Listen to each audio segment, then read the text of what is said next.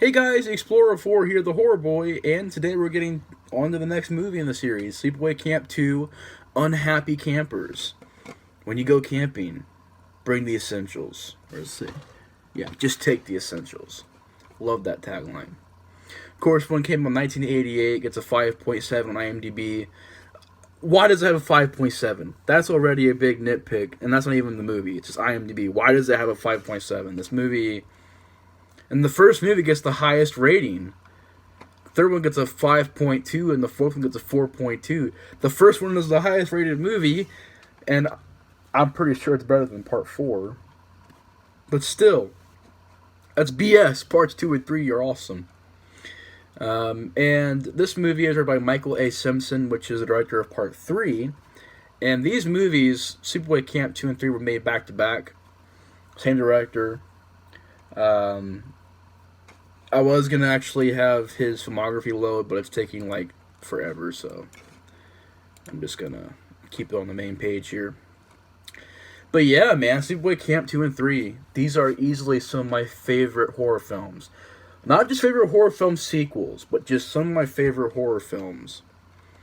And Sleepaway Camp 4, The Survivor from 1992, gets a 1.8 on IMDb. That's pathetic, yeah. Cool looking poster, but I don't think I'm going to be watching Sleepaway Camp 4. Fuck that movie. But yeah, Sleepaway Camp 2 and 3 are very, very well made movies. Made back to back, was it the same year? No, 3 came out in '89, so 1 year later. But 3 and 2 were both made back to back. With Pamela Springsteen playing Angela in these movies. And I really didn't even know that in this movie until they finally said her name was Angela. Because she looks nothing like Felissa Rose. But that's not even really a problem. It's just like she looks nothing like Felissa Rose. She acts nothing like Felissa Rose. And like I said in the previous review, Felissa Rose, the Angela character in that movie, ended up being a guy at the end of the movie. That's kind of forgotten in these movies. But I will say this, Pamela Springsteen is a very good Angela. She is an awesome killer in these movies because she's just such a unique slasher. Because in this movie especially, I think she delivers her best performance in this film. She's so... I don't know how to describe it. She's just so upbeat and cheery while she's killing people. And it's like... teaching these people really harsh lessons, I guess what you could say. It's just very, very creepy in a way as well. It can get creepy. It's like, wow, she just has no remorse for any of these people. But, yeah, Sleepaway Camp 2 and Happy Campers. I love this movie. I think it's a really, really well-made sequel. I think it's just it's such a well-made movie. It opens up with a freaking awesome, badass rock song playing. You have, the beginning of the movie, they're kind of going over the events of the first movie. People are saying, oh, no, it's not really true, and, it's all just fake and just stories. And Pamela Springsteen, this girl's talking all this trash next to her, and she's whacks her in the head with a stick and cuts her tongue out, and the movie opens up with that. It's crazy. And pretty much it takes place right after the first movie. She's moved on to another camp. And she's a camp counselor there. And while she's there, she starts killing people who are pretty much sinning, pretty much doing wrong things. She kills these twins. She burns them alive for doing drugs. And I guess talking filthy, I guess you could say. Having filthy mouths or whatever you could say. Burns them alive. She drowns one girl and sewage, like she puts her in this outhouse and puts her down in the outhouse, the bottom of it, and drowns her in it. It's very a crazy death scene. She has leeches all over her and stuff like that. It's definitely a gross death scene, pretty creepy. There's this awesome scene where this girl's like, "What are you getting, a gun?" And she's like, "No, a drill," and drills the girl, pretty bloody. Plenty of stabbing death scenes, just stabbing people. There's an awesome scene where these guys are going to prank her, and they dress up like Freddy and Jason. One guy has a hockey mask, one guy has a Freddy glove and some makeup. And this Freddy glove is actually real. I didn't even know that he put real razor blades on this because she uses it to slit his throat and kill him. And then she's Leatherface, dressed like Leatherface, and she comes up with a chainsaw and kills this guy with a chainsaw. Pretty crazy death scene. Trying to think, there's like a lot of death scenes in this movie. She pretty much kills the whole camp. This is one of those very first slasher films that actually has a killer kill the whole camp. Literally, she kills everybody. You know, some of them are off screen. You know, she kills these two kids, like these two perverted kids. She kills them. She kills this guy, the guy that runs the camp. You know, she chops his hand off, and you know, I think he has like a slit throat or whatever. This one guy's, you know, hung. A lot of it's just, you know, just crazy looking. And like I said, she just does a very good job. Pamela Springsteen, of course, is Bruce Springsteen's sister. You have Renee Estevez in this movie, who is the sister to Emilio Estevez. I mean, that's pretty crazy. And you also got this guy in the movie who, I guess his dad investigated the crime scene of the first movie, and he's talking crap to Angela and just chops his head off. Pretty crazy scene. There's one that gets acid dumped on his face. Like, there's a lot of death scenes in this movie. Very good practical effects. Awesome soundtrack. Awesome death scenes. You know, fun characters. Fun acting. A fun 80s vibe. A decent camp atmosphere. I don't think it's as good as the first movie's atmosphere, but still, it's still very good.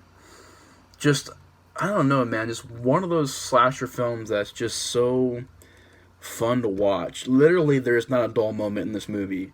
If you guys remember in the first review, I said the first movie kind of dragged a little bit. These movies don't drag. They fly by at an awesome speed. They're just very quick movies. They're very quick watches, filled with blood and gore. They're filled with nudity and like a lot of hot chicks. So that was awesome, especially in this movie and in part 3. There's some really hot chicks in these movies. And it's definitely not PC. Definitely not PC. It has some un-PC stuff in this movie. Like I said, a lot of tits and gore and stuff like that. It's definitely un-PC, but it's just so badass. I mean, the movie, you have the poster, this girl, which I'll use in the thumbnail of this review, this girl carrying that backpack, you know, when you're camping, grab the essentials. She has a Freddy mask and the Jason, or I almost said the Jason glove and the Freddy mask. Oh my god. The Jason mask and the Freddy glove, and she has a chainsaw on the back of it. But actually, if you look closely, the Jason mask looks more like a Jason mask than it does in the movie. But yeah, I love that poster, and the girl is freaking hot. And for the longest time, I didn't even know Sleepaway Camp had a sequel, yet alone 2 or 3 sequels. And I heard that part 2 was amazing, so I really didn't even hear about it until a long time later. And people saying, especially John Grande. John Grande is a big person who's a big fan of these movies, and he told me about these movies. And really, without him recommending these movies, I didn't know much about these movies. So thanks, John, for recommending them for me, because they're very good movies. But yeah, they're very fun. They're very entertaining. They're just a blast, man. They're just a blast. And I love part 2. I love part 3 as well. Teenage Wasteland, which we'll be getting that later on. But yeah, there's really not much else to say about this movie. I mean, it's very well directed, very well shot. There's some really crazy death scenes.